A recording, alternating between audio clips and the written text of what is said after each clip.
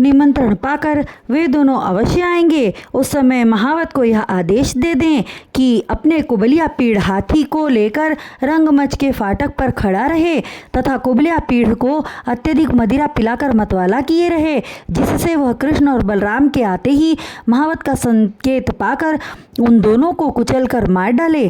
कंस को मंत्रियों की सलाह अत्यंत पसंद आई और उसने कार्तिक मास के शुक्ल पक्ष की 9वीं तिथि को धनुष यज्ञ का दिन निर्धारित कर पहलवानों को लड़ने के लिए ऊंचा अखाड़ा बनाने का आदेश दे दिया और सैनिकों से कह दिया कि राज्य में ढिंढोरा कर दे कि रंगेश्वर शिवजी के मंदिर में अमुक दिन धनुष की पूजा होगी। सभी नगरवासी उस पूजा में अवश्य भाग लें और हे मेरे शूरवीरों, जिस समय बलराम और कृष्ण का आगमन हो उस समय उनसे कहना कि बिना धनुष उठाए भीतर प्रवेश नहीं पाओगे।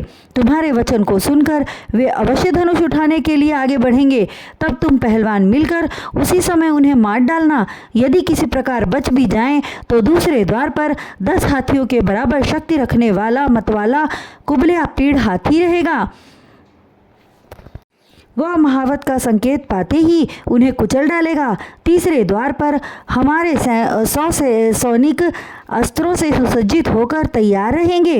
हे परीक्षित, श्री कृष्ण और बलराम को मारने की उत्तम व्यवस्था करके कंस ने अक्रूर जी को बुलाकर कहा, हे अक्रूर जी, मैं आपको अपना परम मित्र समझता हूँ। आप बहुत चतुर और हमारे परम हितैषी हैं। मैं आपसे पहले भी कह चुका हूँ कि मुझे नंदराय के पुत्र कृष्ण और बलराम से अपने प्राणों का भय है, इसलिए मैंने इन दोनों बालकों को मारने का षड्यंत्र रचाया है।